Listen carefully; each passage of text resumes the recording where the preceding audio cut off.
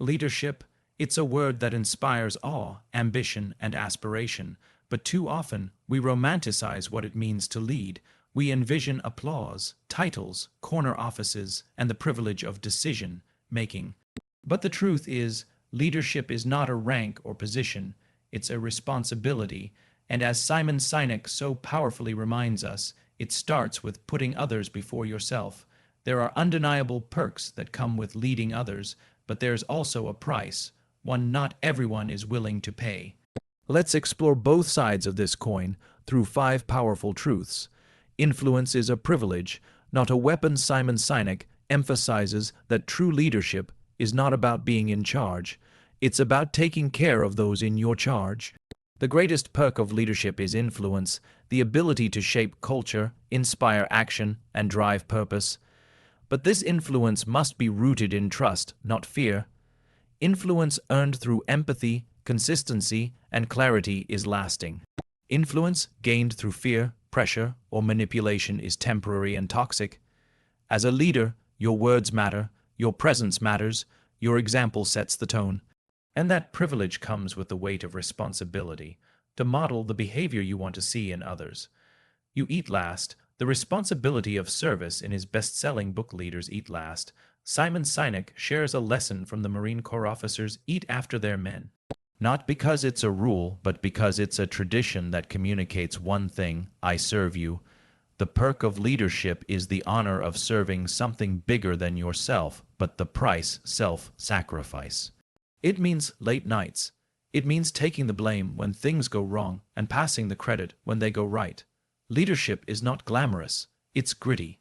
But when people know their leader is willing to suffer for them, they will go to battle with you and for you. Vision brings fulfillment, but also isolation. Leaders are visionaries. They see things before others do. They challenge the status quo. This foresight brings deep fulfillment, a sense of purpose, of direction, but it can also be lonely. Visionaries often walk alone before others join the path. There are moments when you doubt yourself. When no one understands your direction, that's the price. But as Sinek says, people don't buy what you do, they buy why you do it.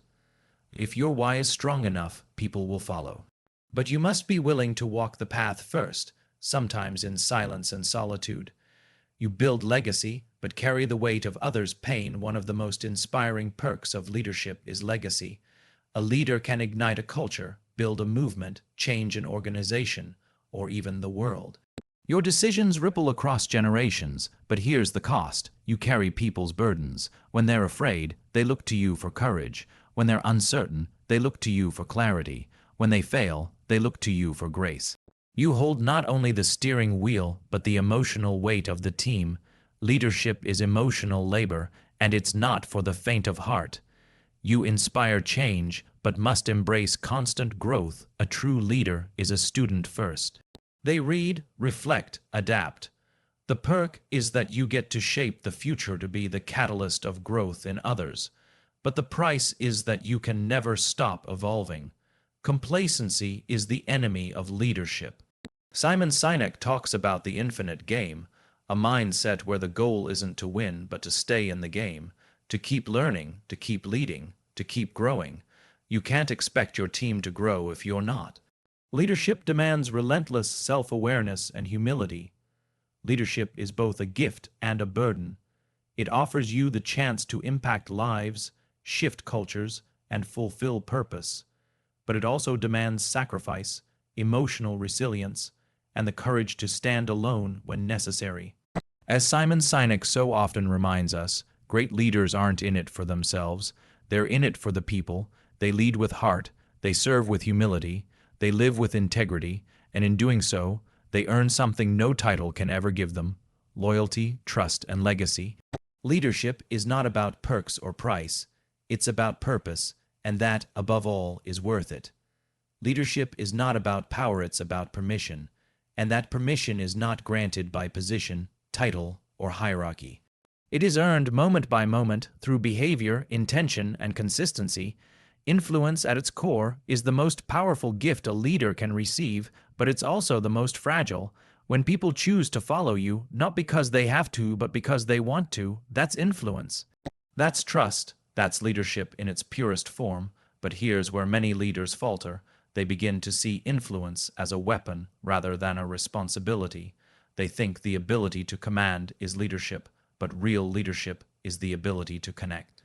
People don't follow you for what you know. They follow you for how you make them feel. Do they feel seen, heard, valued, safe? Because influence doesn't flow from intelligence or competence alone. It flows from empathy. Leadership is not about being the loudest voice in the room. It's about creating space for others to speak. It's not about getting your way. It's about paving the way. Influence is not something you take.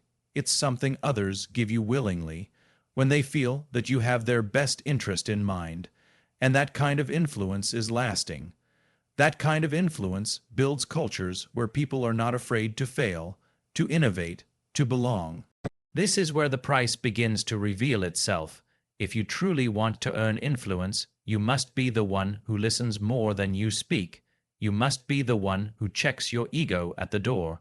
You must be the one who makes hard choices with soft hearts. Influence demands integrity. It demands consistency. You don't get to have a bad day as a leader. Not when others are looking to you for steadiness in the storm. When you lead with care, people will care in return. And when they care, they give you their effort, their energy, their creativity, not because they have to, but because they choose to. That is the true perk of leadership, and it is also its greatest test. There's an unspoken rule in the most respected teams in the world: leaders eat last. Not because they're less important, but because they understand that the role of a leader is to serve first. In environments where people feel protected and valued, performance naturally thrives. But that kind of safety doesn't come from policies or slogans. It comes from the willingness of the leader to put others ahead of themselves, day in and day out. Being a leader isn't about status. It's about sacrifice. It's about choosing to walk into uncertainty so others can feel certain. It's about choosing to absorb pressure so others can breathe. It's about choosing to stay a little later, listen a little longer, and care a little more. Leadership is not about perks or rewards. It's about responsibility. And that responsibility means serving those you lead, not expecting them to serve you. When you lead from a place of service, you earn something that can't be bought: loyalty. Loyalty doesn't come from incentives or fear. It comes from knowing that the person in charge has your back. When people feel that their leader will go to battle for them, they'll do extraordinary things. They'll take risks, they'll challenge themselves, and they'll protect one another. Because trust breeds courage, and courage unlocks potential. But this kind of leadership comes at a cost. It means taking the blame when things go wrong, even when the fault isn't entirely yours. It means celebrating your team when things go right, even when you played a major role. It means choosing what is right over what is easy, again and again. That's the price of leadership, and too many people aren't willing to pay it. True leaders don't see themselves as above their people. They see themselves as responsible for their people. They step back so others can shine. They protect the culture, even when it costs them popularity. They lead with heart, not ego, and that is what makes them great. Not because they demand to be followed, but because they earn it. In the end, people won't remember how impressive you were. They'll remember how safe you made them feel. And that, more than any title or reward, is what defines real leadership. The role of a leader is to see further than others see, to believe before others believe, and to act when others hesitate. That's the beauty of vision. It's the ability to look at a blank canvas and see a masterpiece no one else can see yet. It's inspiring, it's energizing, and it's what draws people in. But what most people don't realize is that having vision also comes with isolation. When you're the one who sees the mountaintop while everyone else is still in the valley, it's easy to feel alone. It's not because people doubt you, it's because they don't see what you see, not yet. And that's part of the burden of leadership. It's carrying the vision long enough and clearly enough that others begin to believe it too.